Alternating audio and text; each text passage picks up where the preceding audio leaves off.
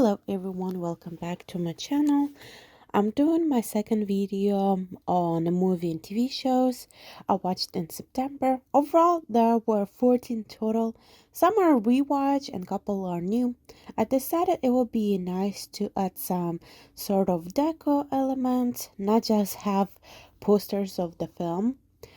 The floral washi that I'll be showing is from Daiso.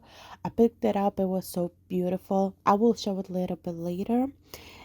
A line washi, I don't remember from where it is, but mostly my washi is from Hobby Lobby or Michael's, one of those. The sticker are from Craft. It was a freebie. I have no idea if she sells them or not. I'll see. Maybe I could find it and she does sells them.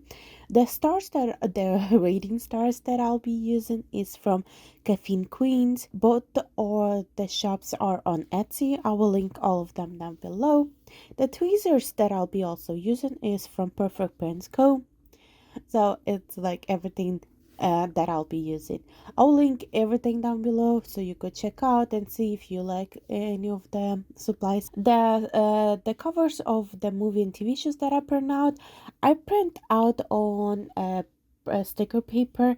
I find it to be like easier to print them. So let's start it with the first one. The first one is Clueless. Has become one of my favorite movies. The first time I watched Clueless was several years ago. I knew that it was popular, but I kind of never um, watched it. But then I watched it and it became one of my favorites. I would watch like every single year. It's kind of timeless. It is was created in like 90s, but still. I gave the movie 5 stars. The movie is funny, charming, and easy to watch. It's about a rich girl, rich, popular, carefree teenager who is just clueless about a lot of stuff. It's loosely based on Jane Austen's 1815 novel Emma, with a modern day settings of Beverly Hills, according to Google.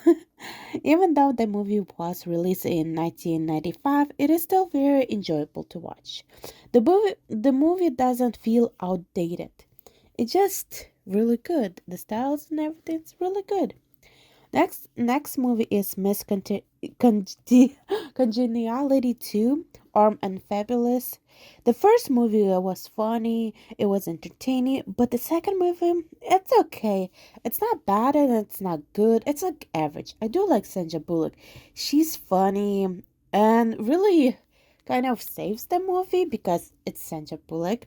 But overall, it's an okayish. Also, Regina King, who I seen in Cinderella story. It was really interesting to follow her and see like she's like this badass. Over there, she was also a badass. I was like, I really like it, but it's another version of her. It was so enjoyable. I really like it. I gave Miss Congeniality to a 3 star because it's okay. It's not that bad, but it's not that good. I don't know if you need to watch it. If you watch the first one, you definitely don't need to watch the second one because it's not really worth watching. But if it's like something that you just want to watch, it's okay. So the other movie that I watched was The Revenge, which came out in 2022 on Netflix.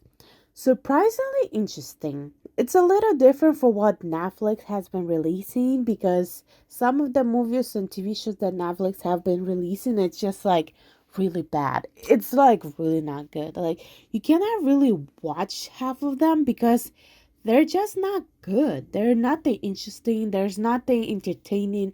There's like but this one was surprisingly interesting. The concept, I felt like it was inspired by 90s, the 80s, some a little bit like the 70s. Definitely, I felt like there was a hint of like Clueless, Mean Girls, and Cruel Intention. I loved the twist and I was looking forward on how they would end the movie. Truthfully, I was disappointed. I wish the writers didn't do cliche happy ending. They just ruined the build up. Like, how can she just forgive what Eleanor did, the main girl from the movie? Overall, I give the movie a 3.5 star because it was good, but it wasn't that good. I felt like the story about it, like Eleanor, like both of the characters are terrible, but what Eleanor did, I felt like it was terrible. Like if you, I don't want to like spoil anything, but I felt like the movie should have ended not on like happy forgiveness part, but more about um there was something. Maybe if they will do a second one, and it will be like, oh, the what you saw wasn't the reality of stuff. Maybe that's what are they thinking about doing or something. But overall, I felt like it it was nothing. I didn't feel anything about the movie. I felt like it was a build up, but at the end they're like, okay, we need to end this movie. Let's just have nothing, because the twist was like, I was like, oh, this movie is gonna be good. And I was so wishing for the end to be more, and like she didn't forgive, and there was something like a different twist, like something at the end. So I was like looking forward, but then at the end it was just like, okay. I felt like I was watching the movie and it was getting so good into like a 5 to like 10 stars, and then it was like, yeah, no, not doing this. So the other movie that I watched was Takers. Can't say much about it. It was boring. At first, I was interested, but then everything was way too predictable. At some point, I felt like I was watching a cheap version of Fast and Furious. I love Paul Walker and Idris Elba dynamic. Overall, it's like a 2 star for me. Like there was so many stars I saw.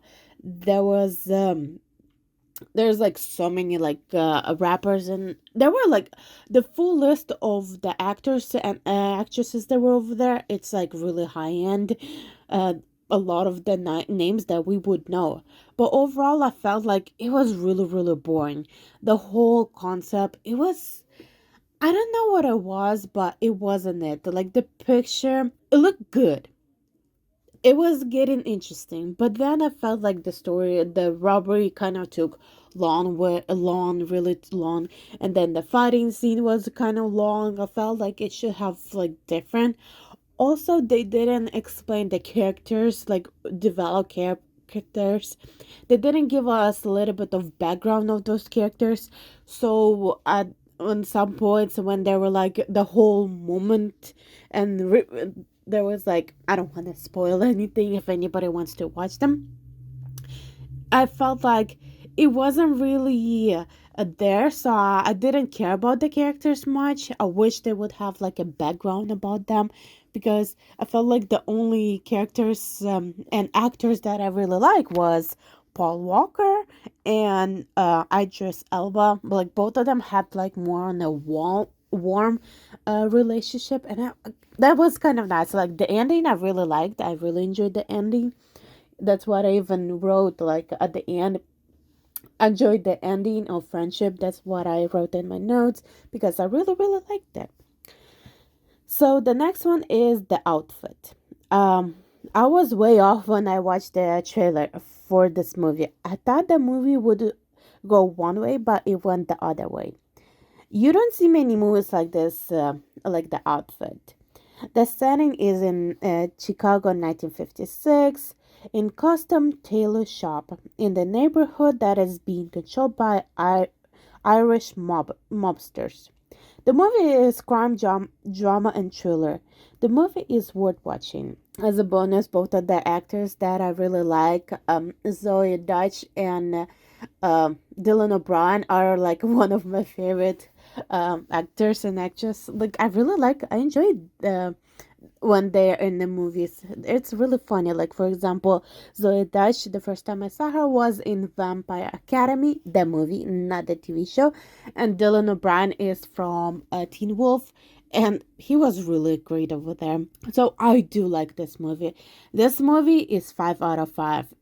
It's so good. It's worth watching, because you would not even think about the twist and the everything, because I was so surprised when one of the characters would get killed.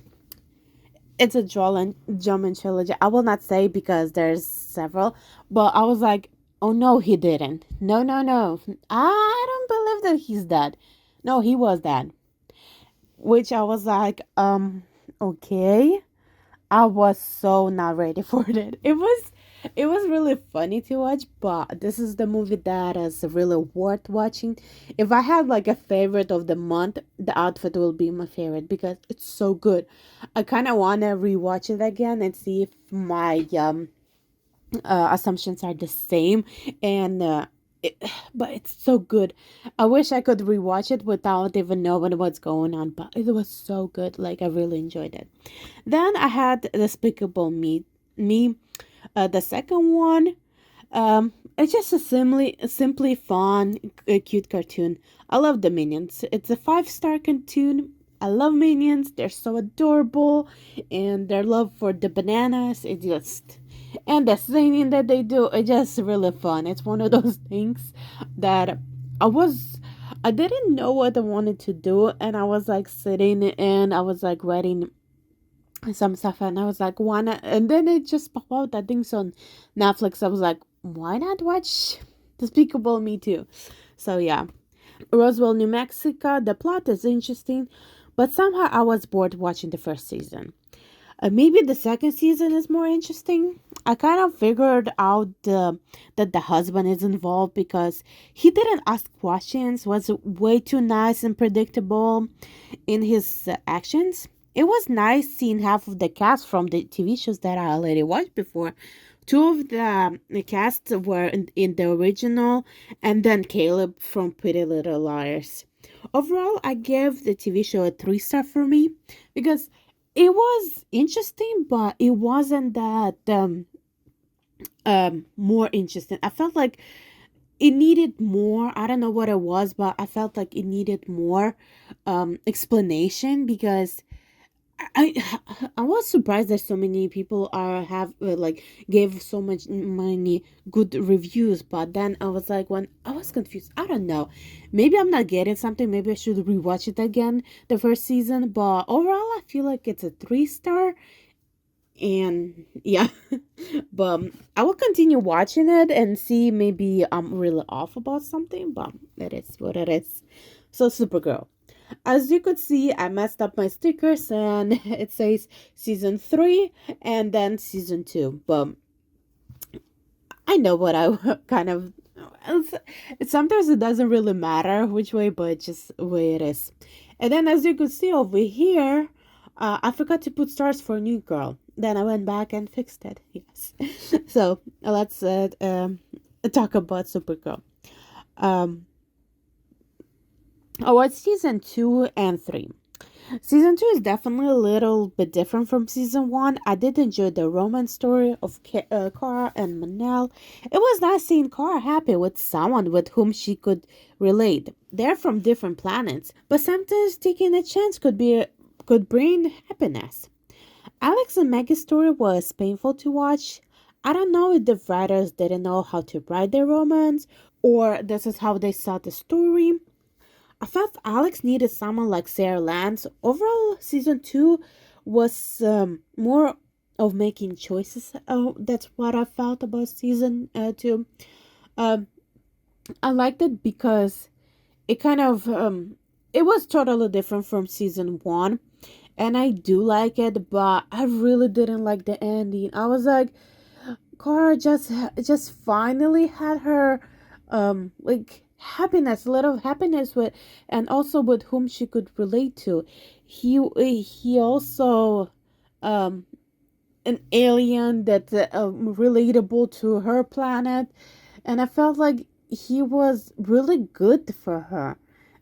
Of course he was like lying and everything, and I kind of liked about it because at the same time when she would because she kind of saw who he was, and then when he lied, it wasn't like too kind of like, oh my gosh, a guy falls in love and tells everything and so this and this. Instead he was still hiding enough a lot from her because he kind of didn't trust her. But at the end, and then what the season 3 brings in, I felt like it was really good. Like I don't know, maybe it's me, I think about it, but it is what it is. Season 3, I felt like it was more about anger, grief, and mental pain. I felt like the season was more darker than the previous one, but it was still enjoyable. Like, I really liked all the characters. New Girl is simply fun TV shows. I was rewatching season 3. All characters are funny. Once me and my friends were talking about characters, and I realized that I don't have any favorite character from New Girl because the TV show is so nice. It's like I don't have any. All of them are really fun. 911 season 1 and season 2. Both of them are rewatch. I love 911. The cast, the characters, and some of the stories, even if they're bizarre, they're enjoyable. I also enjoy the diversity of this the show. Like you have a Henrietta, who is a openly lesbian woman who lives with her wife and has a son. And I do like how also we also have an Asian firefighter. Like that's really amazing. Like I know a lot of people like talking about a bunch of like I was watching Bridgerton. Bridgerton is one of those shows that the people were like, "Oh my gosh, look, this show is so diverse and so this and this." And I was like, 911 and 911 Lone Star. Hello, like both of the shows have all those people, but I guess it's totally different from what I see.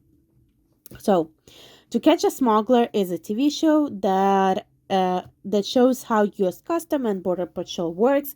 It's a fun to watch. Like it's a really good TV show. The last is Big Sky. It is a TV show about solving a crime. In the first season, it was about finding missing girls, but the season is divided into two parts. Same for like season 2 because I'm on season 2, so this is how it is. In season 1, halfway through the episode, they find the girls, but they are not done with solving the crime. They're not done who was the one kidnapped the girls. Overall, I give the season 4 stars, but in reality, I would give 3.5. Some episodes are 4 stars. It's good TV show. So this is how my spread turned out. I really like how everything is. I did add some elements of floral from the sheet that I had from Cute Cat Craft. But thank you guys so much for watching. I hope you enjoyed this explanation of what I like, what I didn't like about the movies, the TV shows. I hope you enjoyed. Thank you. Bye bye.